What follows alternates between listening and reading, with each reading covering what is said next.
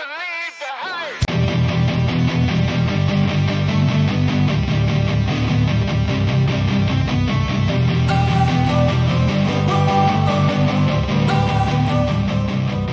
Don't wanna sleep in.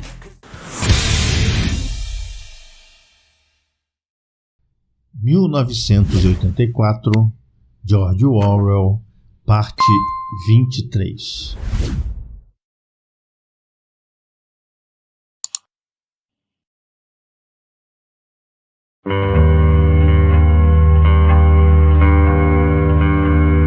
A voz de O'Brien tinha crescido quase sonhadora. A exaltação, o entusiasmo lunático ainda estava no seu rosto. Ele não está fingindo, pensou Winston. Não é um hipócrita. Ele acredita em cada palavra que diz. O que mais o oprimia era a consciência da sua própria inferioridade intelectual. Ele observava a forma pesada, mas graciosa, a passear de um lado para o outro, dentro e fora do alcance da sua visão. O'Brien era um ser em todos os sentidos maior do que ele próprio.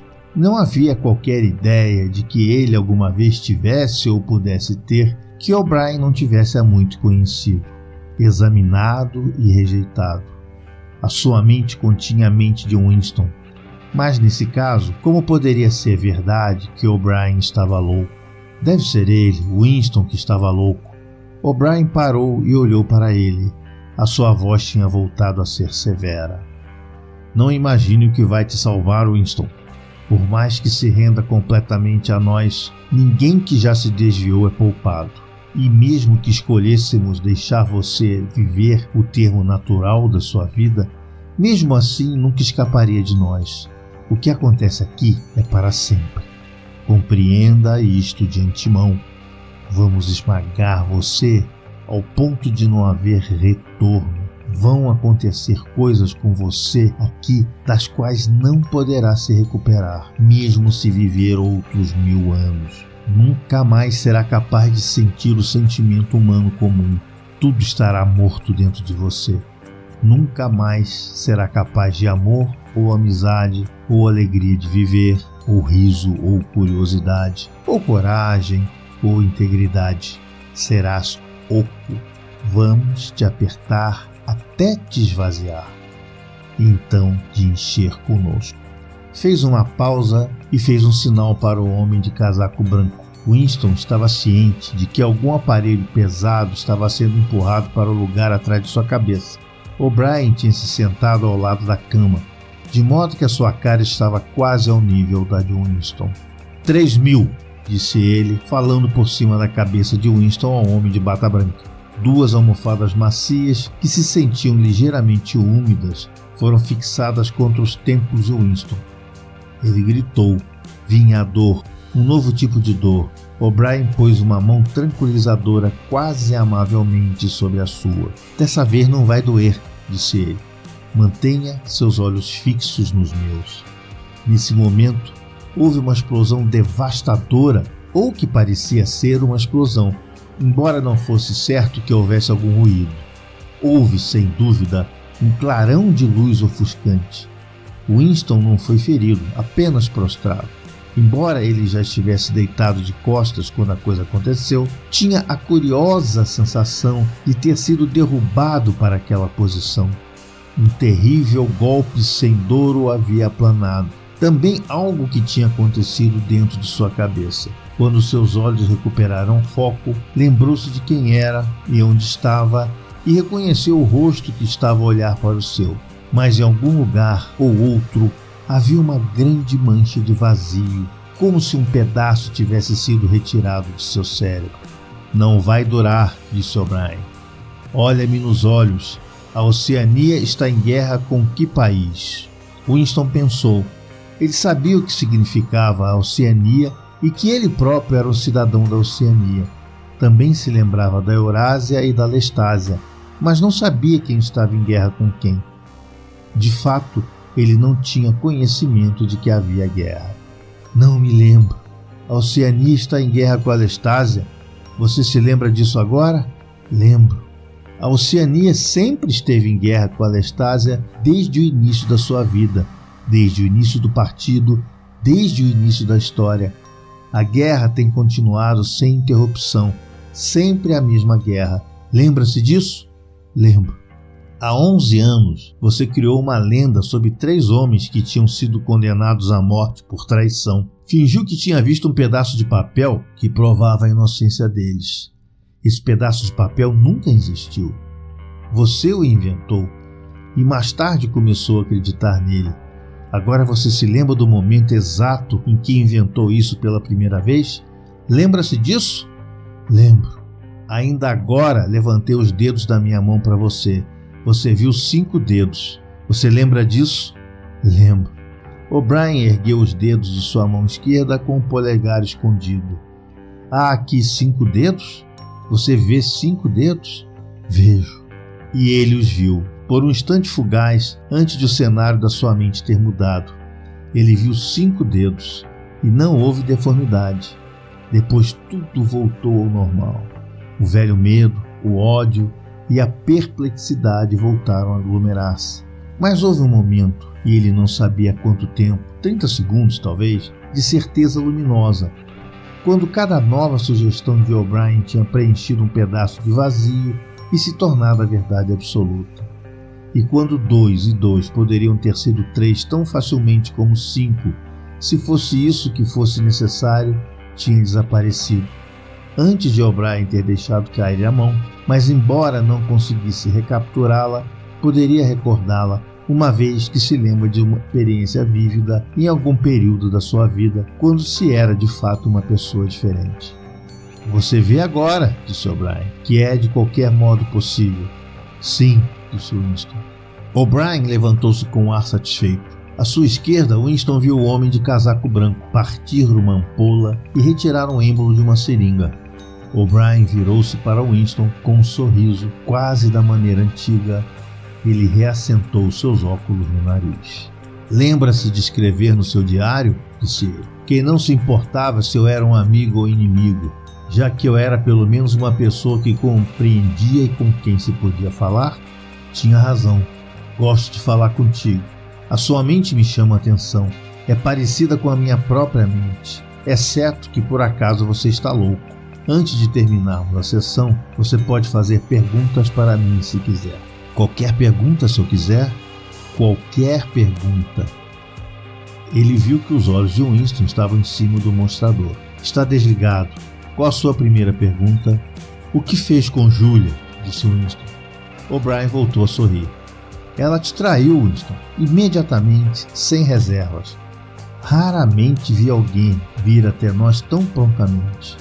Dificilmente a reconheceria se a visse. Toda a sua rebeldia, o seu engano, a sua loucura, a sua mente suja, tudo foi queimado por ela. Foi uma conversão perfeita, um caso de livro de instruções. Ela foi torturada? O'Brien deixou isso sem resposta. Próxima pergunta, disse ele. O grande irmão existe? Claro que ele existe. O partido existe. O grande irmão é a encarnação do partido. Mas ele existe da mesma forma que eu? Você não existe, disse O'Brien. Mais uma vez a sensação de impotência assaltou-o. Ele sabia, ou podia imaginar, os argumentos que provaram a sua própria inexistência. Mas era um disparate. Era apenas um jogo de palavras. Será que a afirmação "você não existe" não continha um absurdo lógico? Mas de que servia dizer isso? Sua mente enrugou-se ao pensar nos argumentos loucos e sem resposta com que O'Brien o destruiria. Penso que existo, disse ele exaustivamente. Estou consciente da minha própria identidade. Nasci e vou morrer. Tenho braços e pernas. Ocupo um ponto particular no espaço. Nenhum outro objeto sólido pode ocupar o mesmo ponto simultaneamente. Nesse sentido, o grande irmão existe? Não tem importância. Ele existe. O grande irmão vai morrer? Claro que não. Como ele poderia morrer? Próxima pergunta. A Irmandade existe? Isso, Winston, você nunca saberá. Se escolhermos te libertar quando tivermos terminado contigo, e se viver até os 90 anos de idade, nunca vai saber a resposta a essa pergunta.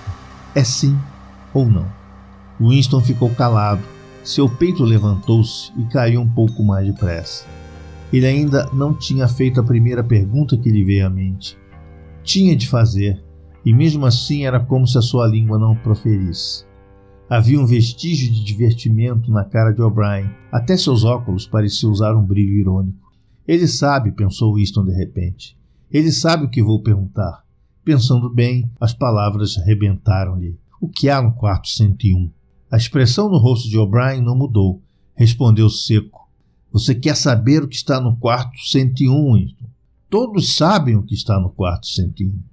Ele levantou um dedo para o homem de casaco branco. Evidentemente a sessão estava no fim.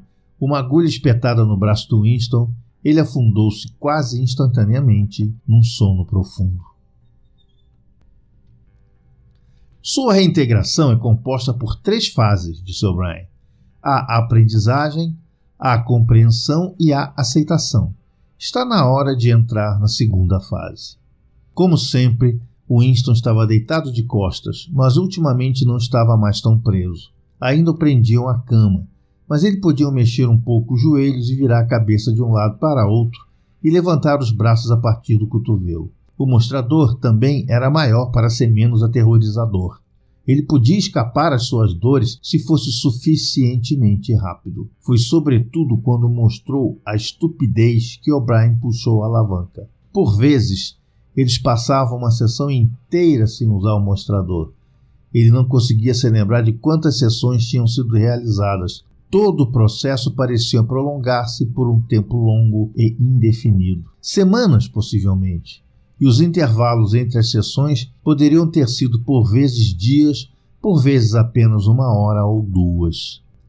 Enquanto você está deitado aí, disse O'Brien, você se perguntou e chegou até a perguntar para mim, por que é que o Ministério do Amor deveria gastar tanto tempo e trabalho com você?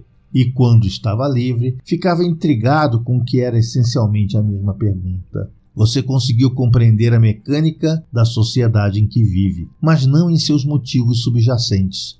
Você se lembra de escrever em seu diário, eu compreendo como, não compreendo porquê. Foi quando pensou no porquê que duvidou da sua própria sanidade. Já leu o livro de Goldstein, ou partes dele, pelo menos. Disse-lhe alguma coisa que ainda não sabia? Você já o leu? Disse Winston. Eu escrevi, ou seja, colaborei para escrever. Nenhum livro é produzido individualmente, você sabe. É verdade que o livro diz?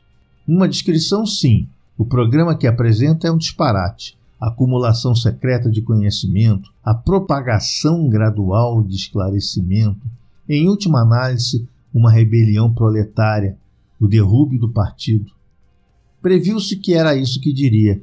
Tudo isso é um disparate. Os proletários nunca se revoltarão, nem daqui a 1000 anos ou 1 milhão. Não podem. Não preciso te dizer a razão. Você já sabe. Se alguma vez alimentar algum sonho de insurreição violenta, devem abandoná-lo.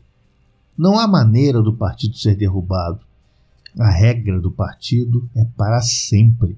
Faça disso o ponto de partida de seus pensamentos. Chegou mais perto da cama. Para sempre. Repetiu. E agora voltemos à questão de porquê. Compreende suficientemente bem como o partido se mantém no poder. Agora me diga, por que nos agarramos ao poder? Qual o nosso motivo? Por que devemos querer o poder? Vai, fala, acrescentou ele, pois Winston permaneceu em silêncio. Não obstante, Winston não falou de imediato. Um sentimento de cansaço tinha o esmagado. O fraco e louco brilho de entusiasmo tinha voltado à cara de O'Brien. Ele sabia de antemão o que O'Brien diria. Se o partido não procurava o poder para os seus próprios fins, mas apenas para o bem da maioria, que procurava o poder porque os homens da massa eram criaturas frágeis e covardes, que não podiam suportar a liberdade ou enfrentar a verdade, e que tinham que ser governados e sistematicamente enganados por outros que eram mais fortes do que eles próprios, que a escolha para a humanidade estava entre a liberdade e a felicidade, e que, para a grande maioria da humanidade, a felicidade era melhor, que o partido era o eterno guardião dos fracos, uma seita dedicada a fazer o mal que o bem podia vir, sacrificando a sua própria felicidade e a dos outros. O terrível, pensou Winston, o terrível foi que quando O'Brien o dissesse, ele acreditaria nisso. Podia-se ver isso na sua cara. O'Brien sabia de tudo, 1000 vezes melhor que Winston. Ele sabia como era realmente o mundo, em que degradação vivia a massa de seres humanos e por que mentiras e barbaridades o partido mantinha ali. Ele compreendera tudo, pesava tudo e não fazia diferença. Tudo era justificado pelo objetivo final. O que pode fazer, pensou Winston, contra o lunático que é mais inteligente do que você, que dá os seus argumentos uma audiência justa e depois simplesmente persiste na sua loucura? Vocês estão nos governando para o nosso próprio bem, diz ele fracamente. Vocês acreditam que os seres humanos não estão aptos a se autogovernar e por isso ele começou e quase gritou. Uma pancada de dor tinha disparado através do seu corpo. O'Brien tinha empurrado a alavanca do mostrador até 35. Isso foi estúpido, Winston. Estúpido, disse ele. Você devia saber que não pode falar uma coisa dessas. Ele puxou a alavanca de volta e continuou. Agora vou dizer-lhe a resposta à minha pergunta. É o seguinte: o partido procura o poder inteiramente para o seu próprio bem. Não estamos interessados no bem dos outros.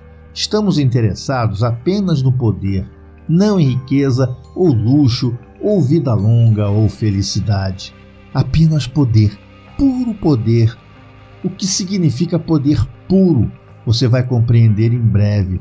Somos diferentes de todas as oligarquias do passado, na medida em que sabemos o que estamos fazendo. Todos os outros, mesmo aqueles que se pareciam conosco, eram covardes e hipócritas. Os nazistas alemães, os comunistas russos aproximaram-se muito de nós nos seus métodos, mas nunca tiveram a coragem de reconhecer os seus próprios motivos. Fingiram, talvez até acreditassem, que tinham tomado o poder de má vontade e por um tempo limitado, o que ali ao virar da esquina havia um paraíso onde os seres humanos seriam livres e iguais. Nós não somos assim. Sabemos que ninguém nunca toma o poder com a intenção de renunciar a ele. O poder não é um meio, é um fim. Não se estabelece uma ditadura para salvaguardar uma revolução.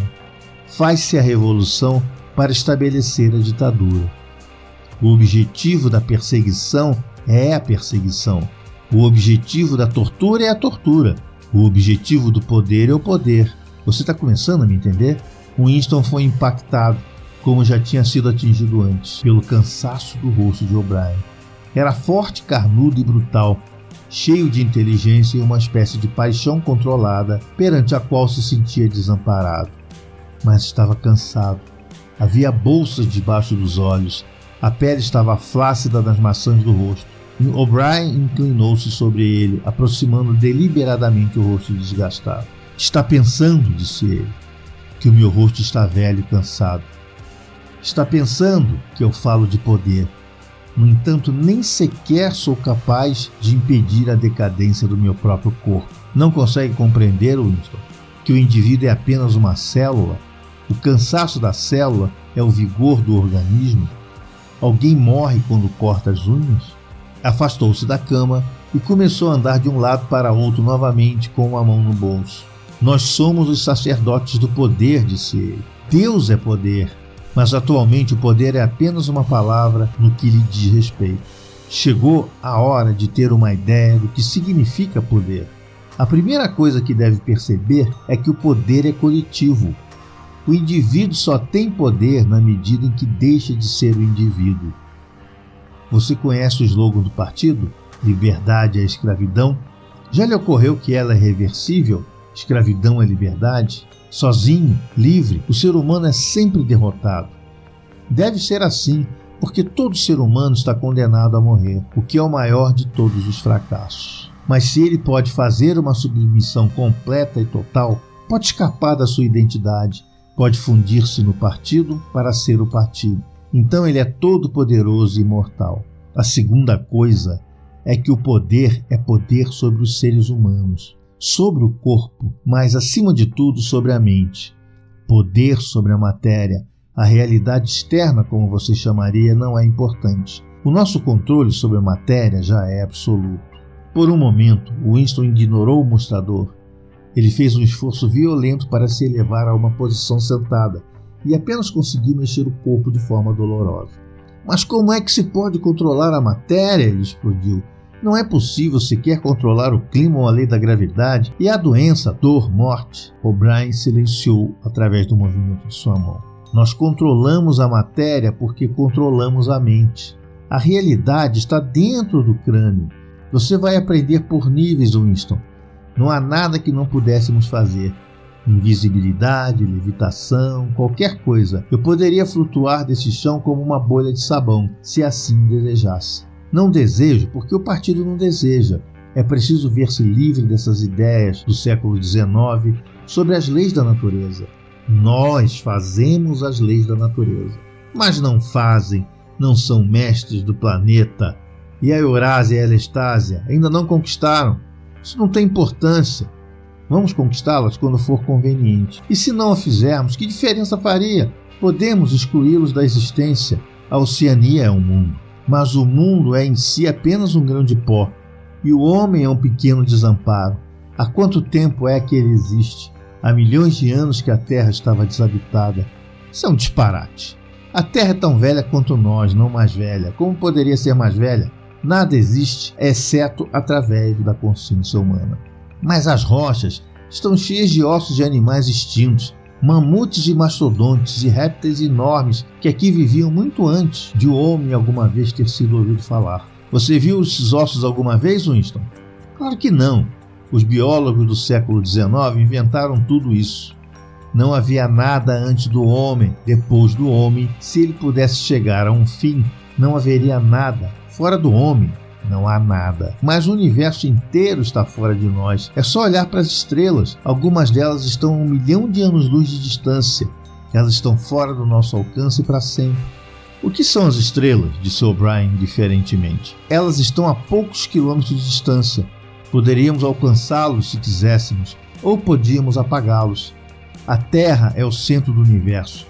O Sol e as estrelas giram à sua volta. Winston fez outro movimento convulsivo. Dessa vez ele não disse nada. O'Brien continuou como se respondesse uma objeção oral. Para certos fins, é claro, isso não é verdade. Quando navegamos no oceano, ou quando prevemos um eclipse, achamos muitas vezes conveniente assumir que a Terra dá a volta em redor do Sol e que as estrelas estão a milhões e milhões de quilômetros de distância. Mas e daí? Acha que está para além de nós produzir um sistema duplo de astronomia? As estrelas podem estar próximas ou distantes, de acordo com nossas necessidades. Acha que os nossos matemáticos são indiferentes a isso? Já esqueceu do duplo pensar? Winston encolheu-se de volta para a cama. O que quer que ele tivesse dito? A resposta rápida esmagou como uma pancada. No entanto, ele sabia que estava no direito. A crença de que nada existe fora da sua própria mente. Certamente deve haver alguma forma de demonstrar que era falso. Não teria sido exposto há muito tempo com uma falácia? Havia mesmo um nome para ela, que ele tinha esquecido. Um leve sorriso torceu os cantos da boca de O'Brien enquanto olhava para ele. Eu já te disse, Winston, disse ele, que a metafísica não é o seu ponto forte. A palavra que está procurando é solipsismo, mas está enganado. Isso não é solipsismo. Solipsismo coletivo, se quiser, mas isso é uma coisa diferente, de fato uma coisa oposta. Tudo isso é uma digressão, acrescentou ele num tom diferente. O verdadeiro poder, o poder pelo qual temos que lutar noite e dia, não é o poder sobre as coisas, mas sobre os homens. Fez uma pausa e por um momento assumiu novamente o seu ar de mestre de escola, questionando um aluno promissor. Como é que um homem faz para valer o seu poder sobre o outro, Winston? Winston pensou, fazendo-o sofrer, disse ele. Exatamente, fazendo-o sofrer. A obediência não é suficiente, a menos que ele esteja sofrendo. Como pode ter a certeza de que está obedecendo à sua vontade e não à sua própria? O poder está em infligir dor e humilhação. O poder está em desfazer as mentes humanas em pedaços e juntá-los novamente em novas formas à sua escolha. Você está começando a ver o mundo que estamos criando? É exatamente o oposto das estúpidas utopias hedonistas que os antigos reformadores imaginavam. O mundo de medo e traição é um tormento, um mundo de atropelar e ser atropelado, um mundo que crescerá não menos, mas mais impiedoso à medida que se refina. O progresso do nosso mundo será o progresso para mais dor. As antigas civilizações afirmavam que eram fundadas no amor ou na justiça. A nossa é fundada sobre o ódio. O nosso mundo não haverá emoções, exceto medo, raiva, triunfo e desvalorização de si mesmo. Tudo o resto destruiremos tudo. Já estamos acabando com os hábitos de pensamentos que sobreviveram desde antes da Revolução. Cortamos os laços entre crianças e pais, e entre homem e homem, e entre homem e mulher. Ninguém ousa confiar numa esposa, numa criança ou num amigo. Mas no futuro não haverá esposas, não haverá amigos. Os filhos serão retirados das suas mães quando nascerem, assim como se tira ovos de uma galinha. O instinto sexual será erradicado. A procriação será uma formalidade anual, como a renovação de um cartão de racionamento. Aboliremos o orgasmo. Os nossos neurologistas estão trabalhando nisso. Não haverá lealdade, exceto lealdade para com o partido. Não haverá amor, exceto o amor do grande irmão. Não haverá risos, exceto o riso do triunfo sobre o inimigo derrotado. Não haverá arte, não haverá literatura, não haverá ciência. Quando formos onipotentes, não teremos mais necessidade da ciência. Não haverá distinção entre beleza e feiura. Não haverá curiosidade, não haverá gozo pelo processo da vida. Todos os prazeres concorrentes serão destruídos. Mas sempre, não se esqueça disso, Winston, sempre haverá a intoxicação do poder em constante aumento, em constante crescimento, mesmo que sutil. Sempre, a cada momento, haverá a emoção da vitória, a sensação de espezinhar o inimigo que está indefeso. Se quiser uma imagem do futuro, imagine a marca de uma bota no rosto humano para sempre. Ele parou como se esperasse que Winston falasse. Winston tinha tentado voltar a encolher para a superfície da cama. Ele não podia dizer nada. Seu coração parecia estar congelado. O'Brien continuou. E lembre-se que é para sempre. O rosto estará sempre lá para ser pisado. O herege, o inimigo da sociedade, estará sempre presente para que possa ser derrotado e humilhado de novo. Tudo o que sofreu desde que está em nossas mãos, tudo isso vai continuar a piorar.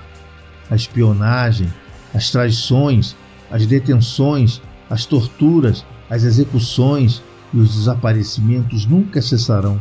Será um mundo de terror tanto quanto um mundo de triunfo. Quanto mais o partido for poderoso, menos tolerante será. Quanto mais fraca for a oposição, quanto mais apertado será o despotismo. Goldstein e suas heresias viverão para sempre.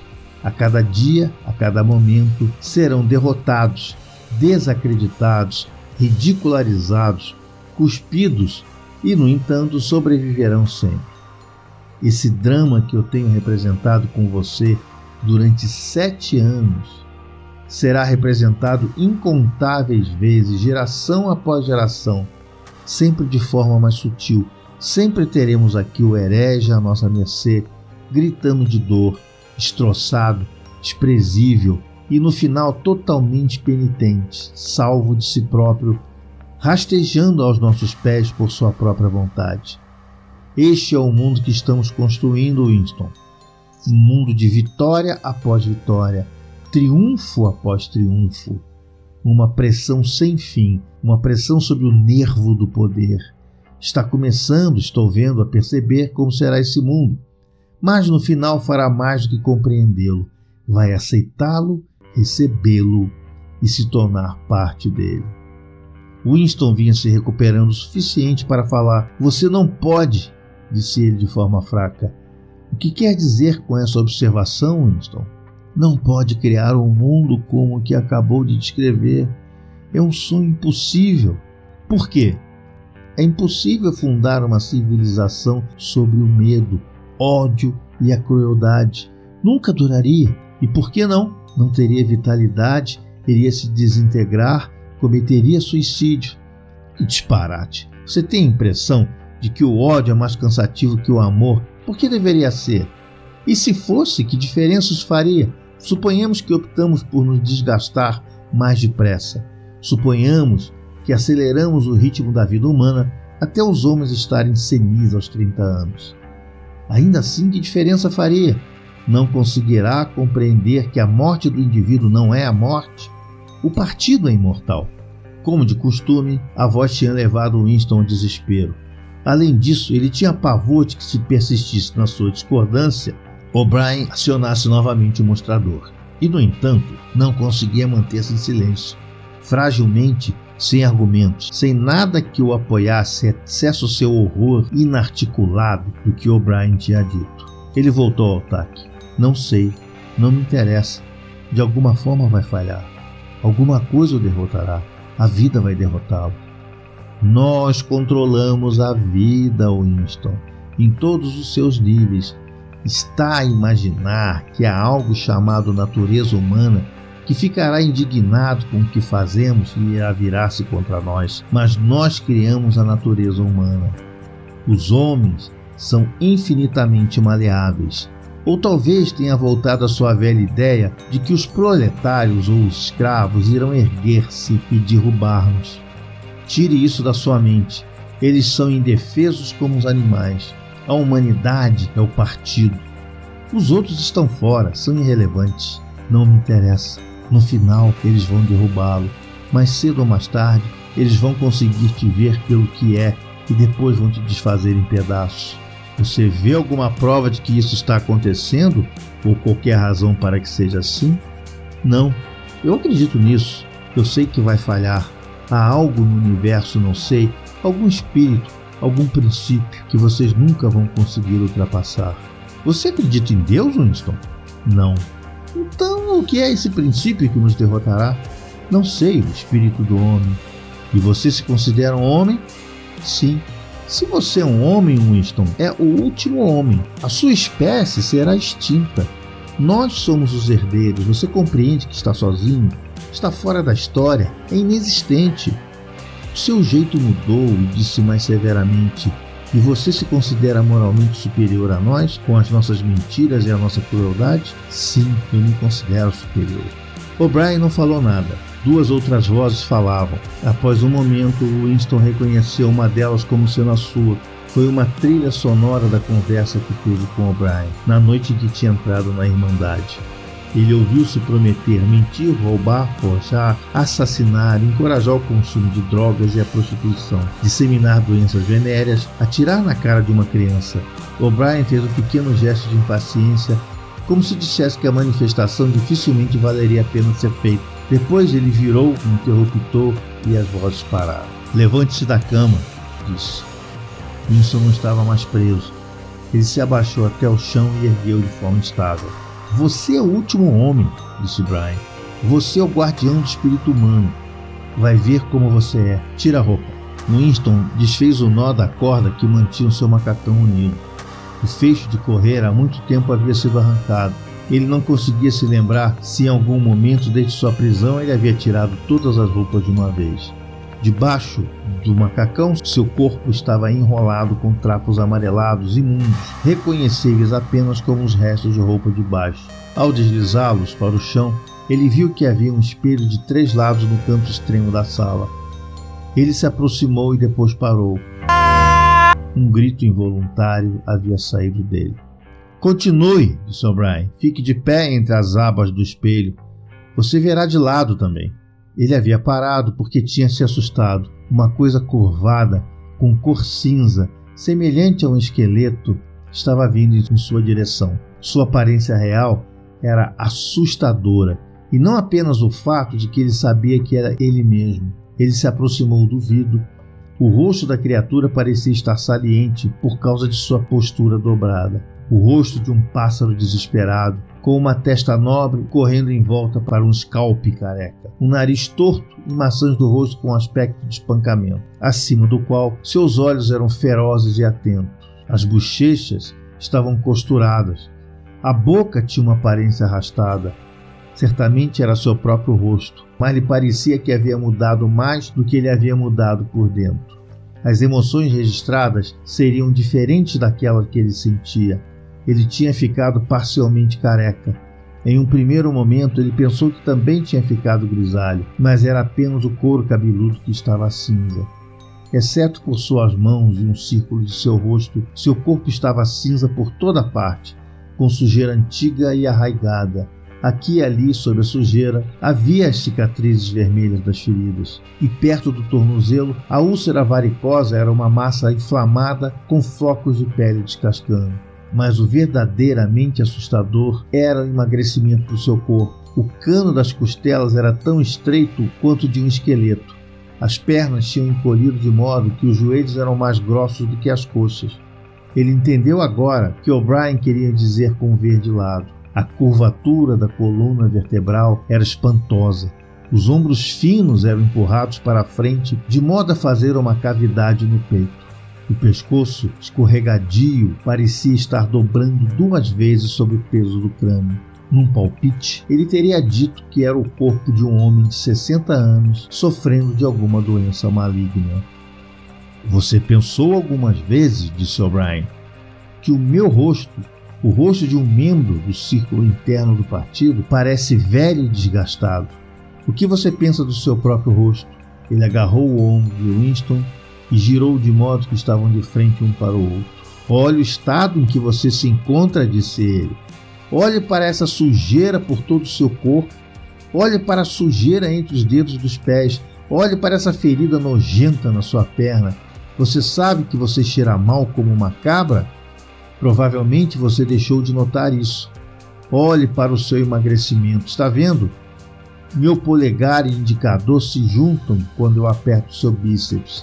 Eu poderia partir o seu pescoço com uma cenoura. Você sabe que perdeu 25 quilos desde que está em nossas mãos? Até seu cabelo está caindo em punhados, veja. Ele pegou a cabeça de Winston e tirou um tufo de cabelo. Abra sua boca.